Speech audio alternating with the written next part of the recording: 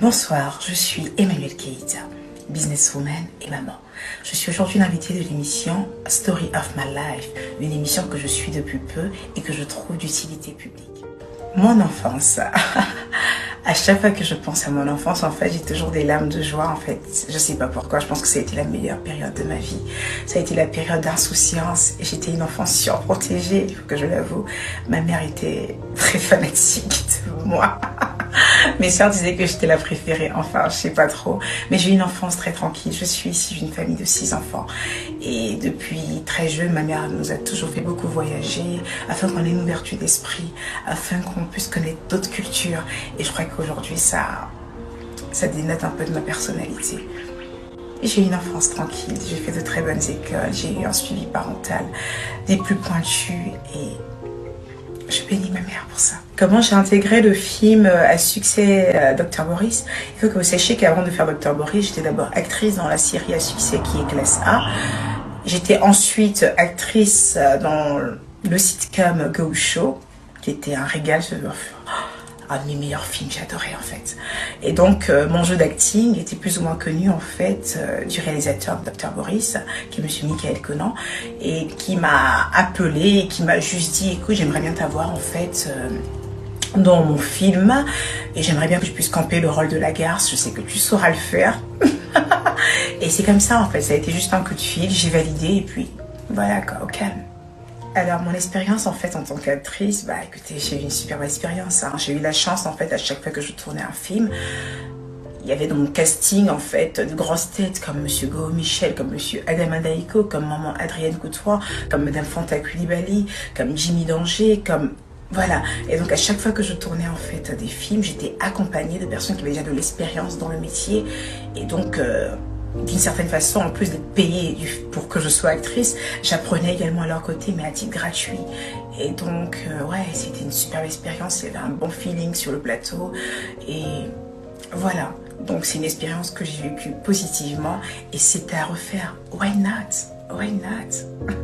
Mes périodes de galère. Ah oui, j'ai eu ma période de galère, of course. Écoutez, je suis issue d'une famille en fait plus ou moins aisée, voilà.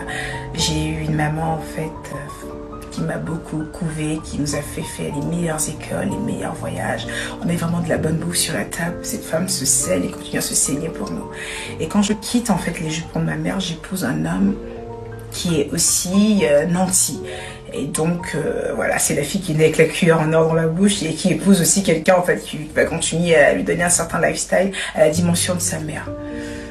Et quand je divorce, en fait, la seule chose que je sais réellement faire quand je divorce, bah, c'est être la fille de maman et être la femme de footballeur. Ouais, faut que je vous dise la vérité, c'était tout ce que je savais être. Donc ouais, quand je viens en fait en Europe, en fait, je viens pas en mode aventure, je viens pas en mode je vais me chercher tout ça. Quand je suis venue en France, en fait, pour m'installer réellement, je suis venue en fait parce qu'il y avait quelqu'un qui avait demandé ma main déjà en Afrique. Et donc, je venais juste rejoindre mon âme. Donc, je n'étais pas préparée en fait à être en mode aventure, like. Et à l'époque, j'étais vraiment très inconsciente, hein, il faut le dire. Quand j'ai inconsciente, j'étais une très bonne maman. J'étais quelqu'un qui savait déjà cuisiner, bonne maman, j'avais de l'éducation et tout ça. Mais inconsciente dans le sens où je percevais beaucoup d'argent, mais que je n'épargnais pas beaucoup. Non. Toute ma thune, en fait, j'utilisais plus pour me faire plaisir. Je rentrais chez Balmain, chez Dior, chez Chanel. Voilà, j'étais un peu... Voilà, je pensais pas beaucoup au lendemain. Je vivais au jour le jour. J'étais un peu trop gamine dans ma tête.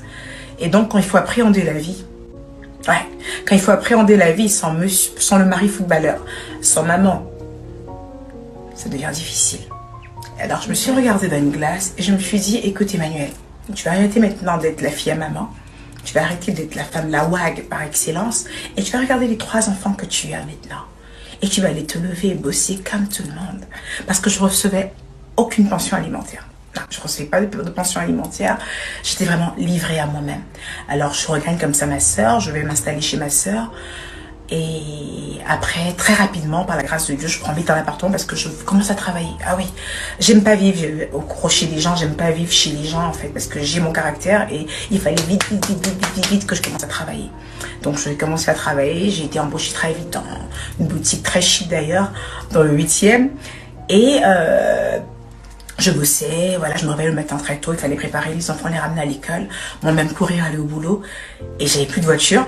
Et donc, voilà. J'avais un boulot que j'adorais parce que c'était une boutique de luxe. Donc, plus ou moins, j'étais dans mon élément. Et voilà, je recevais des clientes vraiment très fortunées, des femmes qui ont travaillé dur pour avoir l'argent qu'elles avaient et qui se faisaient plaisir. Et ça m'a appris quelque chose aussi pendant que je servais ces grandes dames. Quand je m'occupais en fait d'elles en tant que personnel shopper. Je leur disais, mais vous faites quoi dans la vie? Et quand elles m'expliquaient, en fait, je fais ça, ça, ça. Et que je leur voyais dépenser 10 000, 20 000 euros en dépenses. Et je me rendais compte que cette femme, elle dépensait, mais son derrière est soudé. Les erreurs que moi j'ai faites au passé, en fait. Je dépensais les mêmes sommes, mais j'avais pas le derrière soudé. Et donc, pendant que je travaillais, j'apprenais aussi également à avoir des vrais riches. Ce qu'on appelle être une vraie riche. C'est-à-dire, on dépense et puis derrière, là, c'est bon. Voilà, donc j'étais contente d'avoir mon boulot, j'étais dans mon élément. Grâce à mon boulot, j'ai pu vite fait prendre un appartement dans un petit quartier en Île-de-France avec mes enfants. J'étais chez moi, je fais ma déco, j'étais contente, j'étais chez moi. Et là, en fait, j'ai rencontré l'homme de ma vie qui partage ma vie. Donc voilà, en fait, c'est-à-dire, je me suis vite installée, Dieu me fait grâce, je me suis vite installée, mais j'ai travaillé pour ça. Ce que je m'étais dit, en fait, oh my God, je vais aller travailler. Avant, c'était moi qu'on servait like. Avant, c'était moi quand je venais dans ce genre de boutique, tapis rouge, ah, elle arrive à sortir la black card. Aujourd'hui, c'est moi qui sers. Ouais, la vie m'a fait passer par cette période de ma vie, en fait. Aujourd'hui, c'est moi qui sers. Et je l'ai fait avec beaucoup d'humilité. J'avais même pas le seum, en fait, le pire. J'avais pas le seum. J'étais même reconnaissante, en fait, d'avoir ce boulot. J'étais reconnaissante d'avoir ce boulot. Je me rappelle même un jour, une petite anecdote. Il y a une fille qui est venue à la boutique, une Ivoirienne métisse, je pense qu'elle se reconnaîtra. Et je l'ai servi. Et puis elle m'a dit, mais non, non, ne te fatigue pas. Toi, tu es notre star à Abidjan. Et j'étais morte de rire. Je me suis occupée d'elle et tout ça. On a bien rigolé et tout ça. Et je pense que ce jour-là, elle m'a regardé et s'est dit, oh my God. Oh my God. Et je sais qu'une fois aussi à la boutique, et Olivia la fabuleuse qui est venue m'a dit, ah ma princesse du Rocher, tu travailles ici? Je dis oui. Donc oui, j'ai rencontré du beau monde en fait, des gens qui pour la plupart m'ont montré ce qu'était la vie, m'ont donné pas mal de conseils pour que demain, si j'avais encore de l'argent à nouveau, que je sache comment m'y prendre. J'ai rencontré des gens qui m'ont écrasé, qui m'ont rabaissé, qui m'ont rappelé qu'avant j'avais de l'argent, que j'avais plus rien aujourd'hui, que j'étais de la merde. J'ai rencontré des gens qui me dénigraient sur les réseaux. J'ai rencontré des gens qui me dénigraient dans leur salon, des gens à qui j'ai prêté de l'aide, des gens que j'ai épaulés. J'ai rencontré des gens en fait qui bavaient en fait pour être amis avec moi quand j'étais madame femme de footballeur. Et quand j'ai eu des problèmes en fait qui me dénigraient, qui voyaient tous les moindres défauts sur ma personne, j'ai rencontré. Et moi, tout ce que j'ai cherché à faire en fait, c'est comment me refaire une santé morale et une santé financière pour mes enfants. J'avais Dieu que pour eux en fait, mes enfants. Je mettais tout ça de côté, la haine, l'amertume. Je voyais que ces enfants. Je voyais que ces 3 anges. Comment faire en fait pour que ces enfants soient à l'abri du besoin? Comment faire pour qu'ils retrouvent encore un lifestyle sympathique parce qu'ils le méritaient? Et j'ai travaillé pour ça. Je me suis mise dans des tantines. J'ai bossé, ma mère m'a aidé. Ouais, ma mère, elle était là pour moi. Elle m'a aidé. Et donc, dès que je prenais une tantine, comme ça, je me suis dit, allez, ça, cette tantine-là, c'est pour lancer la gamme Waterning. Ça, cette tantine-là, c'est pour lancer le thé. Ça, cette tantine-là, c'est pour faire ci, c'est pour faire ça. Et après, j'ai eu Mathéo, j'ai eu mon 4e enfant qui est venu et qui m'a apporté, mais du bonheur. Mathéo m'a apporté du bonheur. Oh my God. Et c'était, voilà, lui et son père sont rentrés dans notre vie. Et c'était bonheur, c'est bonheur, bonheur, c'est bonheur, bonheur, c'est bonheur. Et aujourd'hui, en fait, je suis à la tête, en fait, d'une entreprise. Oui, il faut peser les mots, c'est une entreprise parce que certains ont tendance à minimiser, en fait, quelqu'un qui vend des crèmes, quelqu'un qui vend du thé, quelqu'un qui vend des gaines. Mais c'est une entreprise.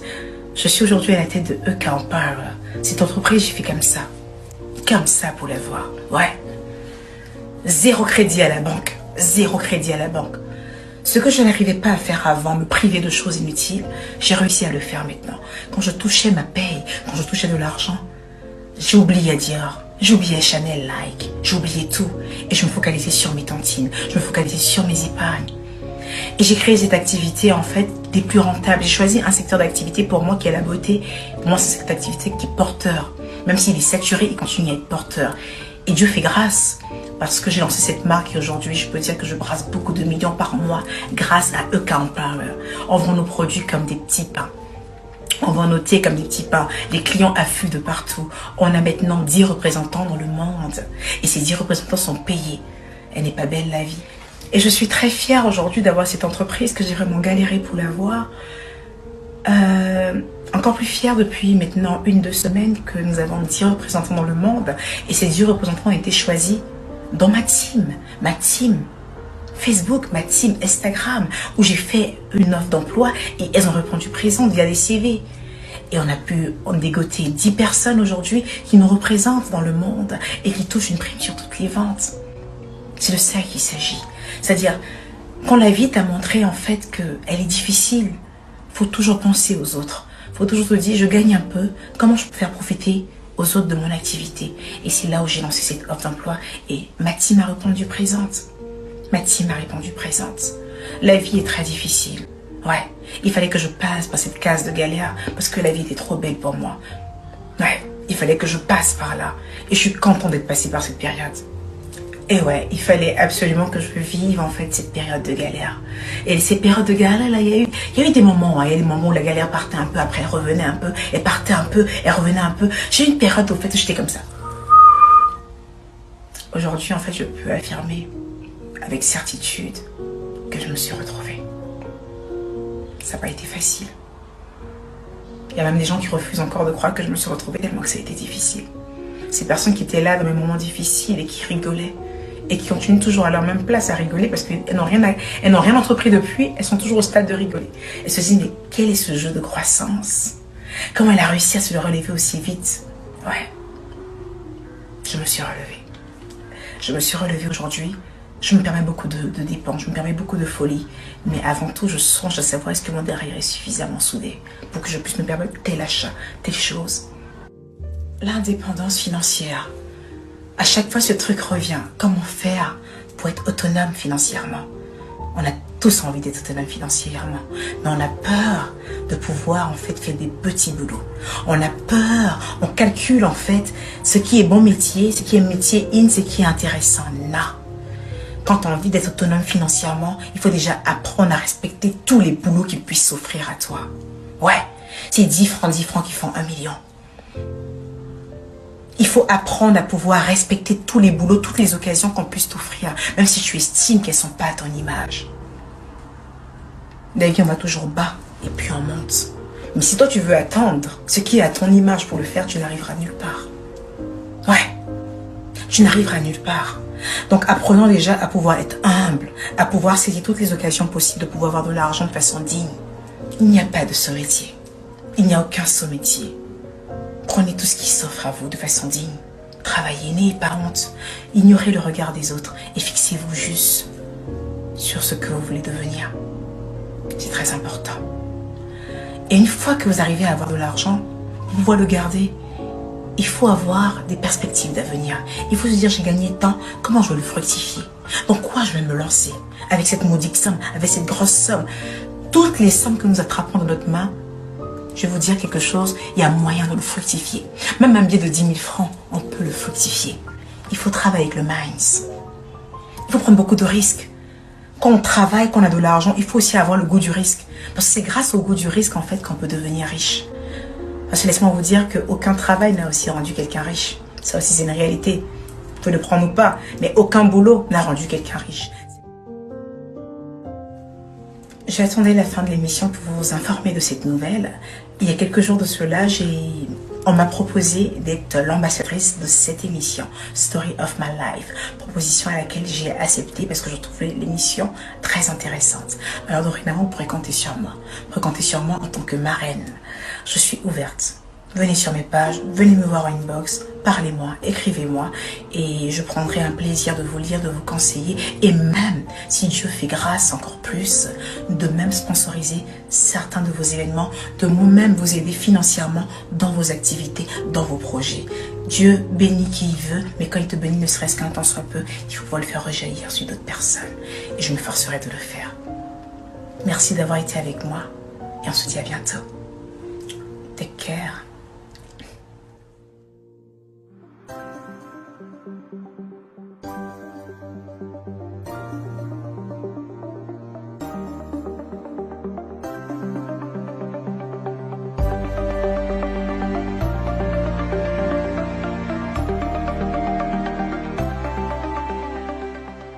Bonsoir Emmanuel Keita. Bonsoir l'équipe de Story of My Life. Bisous à vous. Comme elle le dit, Kéker. J'ai bien écouté ton histoire. J'ai bien écouté ton témoignage. Bravo à toi. En fait, quand je t'écoutais parler, je sentais que nous deux, nous sommes pareils, en fait. Oui, oui, nous sommes pareils. Je vais te le dire. Tu es belle, je suis belle. 2. Tu as ton petit mot que tu dis, tes cœurs. Moi aussi, j'ai mon mot à moi, qui est on reste concentré. 3. Tu as ton entreprise. Et moi, j'en aurai un jour la mienne. Je t'ai entendu parler que tu es né d'une famille riche, tout ça, et que tu as galéré. Oui, ton histoire est émouvante. Ton histoire est captivante. Ton histoire est ton histoire que tu as racontée sur truc. Emmanuel Keita, reste concentré s'il te plaît. Ton histoire là, où tu as dit que non, tu es né, c'est vrai, d'une famille nantie, tu avais l'argent, après c'était bizarre, tu dépensais trop. Ton histoire là, c'est pour les autres femmes. Ton histoire, quand on veut dire une histoire qui motive, une histoire, Emmanuel Keita, je ne vais pas trop rentrer dans les détails avec toi, mais je dis simplement que ton histoire m'a beaucoup touché. Et mon opinion, c'est que ce que tu viens de dire doit être vraiment un leitmotiv pour les autres femmes.